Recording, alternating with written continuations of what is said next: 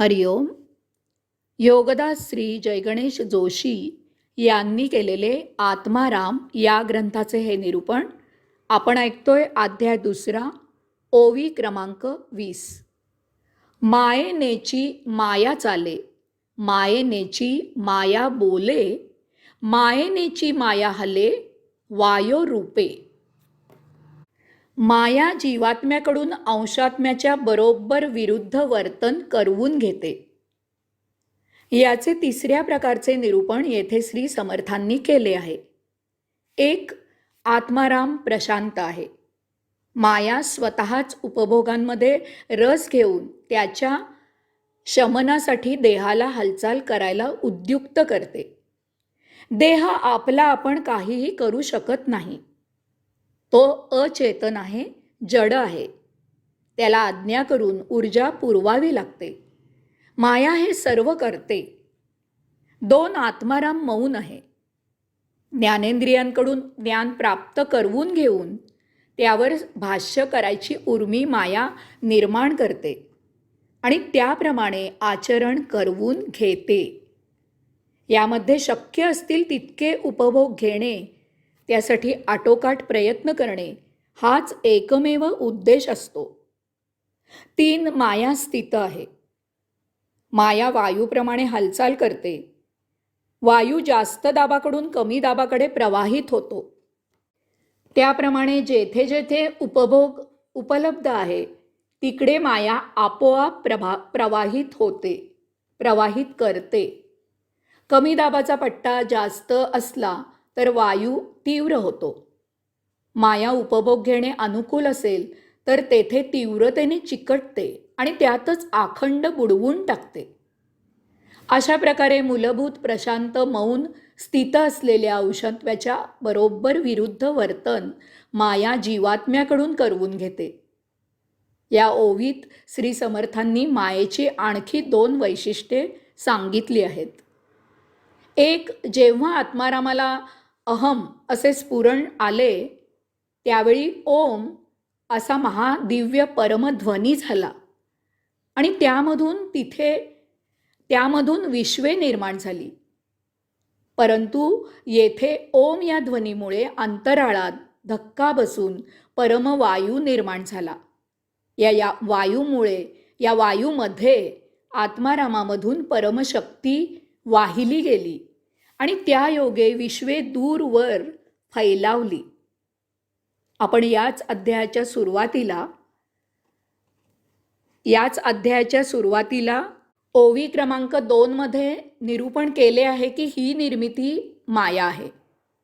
अशी निर्मिती होताना मायेने वायूमधून परमशक्ती प्राप्त केली आणि त्या जोरावर ती त्यापुढे वर्तन करू लागली. हे मायेचे पहिले वैशिष्ट्य येथे सांगितले. यालाच येथे वायुरूपे असे श्री समर्थांनी म्हटले आहे. या परमवायूमुळे मायेला सहजच आपोआपच परम ऊर्जा प्राप्त झाली. याचा परिणाम येथे श्री समर्थांनी नेमका वर्णन केला आहे. हे मायेचे दुसरे वैशिष्ट्य श्री समर्थांनी येथे सांगितले आहे. श्री समर्थ साक्षात्कारित होते. आत्मानुभूती प्राप्त झालेले होते. आत्मस्वरूपावस्था प्राप्त झालेले होते. अशी निरीक्षणे आत्मानुभूतीमधून प्राप्त होत असतात. मायेला अशा प्रकारे वायूमधून परमऊर्जा प्राप्त झाल्यावर ती येथून पुढे या शक्तीच्या जोरावर वर्तन करू लागली. यास्तव येथे श्री समर्थ म्हणतात की माया मायेमुळे चालायला लावते. माया मायेमधून बोलायला लावते. माया मायेमधून हालचाल करायला लावते.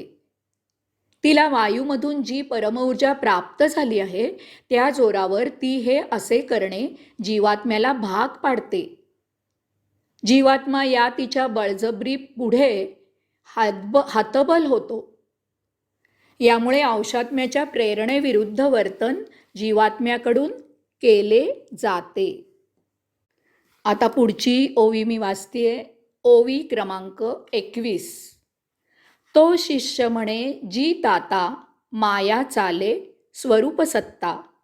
अरे सत्ता तेची तत्वता माया जाण. श्री समर्थांनी असे सांगताच शिष्यांमध्ये चलबिचल निर्माण झाली. त्यांनी शंका विचारायला सुरुवात केली.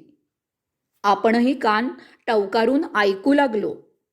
शिष्य म्हणाले, माया स्वयंभू नाही, ती आत्मारामाच्या शक्तीमुळे वर्तन करते. अंशात्म्याने निर्माण केलेल्या जीवात्म्यावर तिची ती कशी काय बळजबरी करू लागली? ती जीवात्म्यावर तिची ती कशी काय सत्ता गाजवू लागली?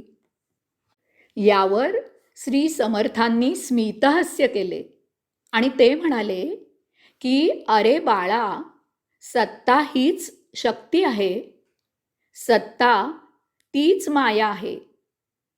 हे तत्व तू नीट समजून उमजून जाणून घे. सत्ता स्वयंशक्ती आहे, माया आहे, हे असे सूक्ष्म तत्व आहे. श्री समर्थांनी शेकडो वर्षापूर्वी सांगितलेले ते तत्व आजही तंतोतंत लागू आहे. येथे याचे निरूपण आपण जरा विस्ताराने सविस्तर पाहूया. मी अनेक वेळेला एक सुप्रसिद्ध गोष्ट सांगतो. ती आत्मारामाच्या वाचकांसाठी येथे अगदी थोडक्यात उद्धृत करतो. एक सिंहाचा बछडा दैववशात मेंढ्यांच्या कळपात राहू लागला. त्यांच्याप्रमाणे तो गवत खायला आणि बे बे करायलाही शिकला. मेंढ्यांचा भित्रा स्वभावही त्याच्यात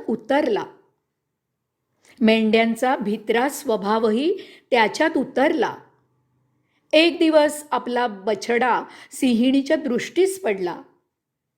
तिने एका झेपेत त्याला पकडला आणि त्याला घेऊन ती रानात दूरवर निघून गेली. तेथे गेल्यावर तो बछडा बे बे करत दयेची याचना करून गयावया करू लागला. त्या सिंहिणीने त्याला उचलून नदी किनारी आणला आणि पाण्यामध्ये त्याला त्याचे रूप दाखवत त्याला सांगितले की तो मेंढी नसून सिंह आहे. ते स्वरूप पाहून त्या बछड्याने लगेच मोठ्या त्वेषाने आणि मोठ्या गर्वाने सिंह गर्जना केली. कचेरीत एखादा आपल्या सहकार्यांबरोबर काही वर्षे टेबलाला टेबल लावून काम करत असतो. त्याला बढती मिळते आणि तो अधिकारी होतो. त्याला कचेरीत स्वतंत्र खोली मिळते. अधिकारी म्हणून त्याला अन्य काही गोष्टींचा लाभ होतो. त्याबरोबर तो आपल्या या इतक्या वर्षांच्या जुन्या सहकार्यांबरोबर निराळा वागू बोलू लागतो. त्याचे चलन बदलते, कारण हाती सत्ता आली की ती सत्ता वर्तन बदलवायला लावते. हीच ती माया असते. निवडून आल्यावर उमेदवाराचा लगेच नगरसेवक, आमदार, नामदार किंवा असाच काही होतो. त्यात तो मंत्री झाला तर मग काही विचारूच नका.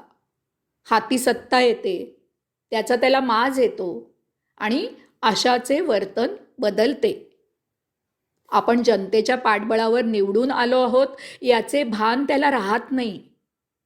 हीच ती माया असते. येथे श्री समर्थ नेमके हेच सांगत आहेत. आधीच्या ओवीमध्ये ओवी क्रमांक 20 मध्ये सांगितल्याप्रमाणे वायूमधून ऊर्जा आणि त्यामधून शक्ती मिळाल्यावर माया स्वतःचे स्वतः वर्तन करू लागते. निर्मित झालेल्या वस्तू जगताची सत्ता तिच्या हाती येते. तिचे चालचलन बदलते. तिला सत्तेचा माज येतो. ती स्वयंभू असल्यासारखी वागू लागते. आपल्याला कोणामुळे आणि कोणाकडून ऊर्जा, शक्ती, सत्ता मिळाली आहे याची जाण तिला राहत नाही. ती बेभान होऊन कारभार करू लागते. हीच ती माया, महामाया असते. यास्तव श्री समर्थ येथे सांगतात की सत्ता हीच माया आहे, हे तत्व तू जाण. हरिओम.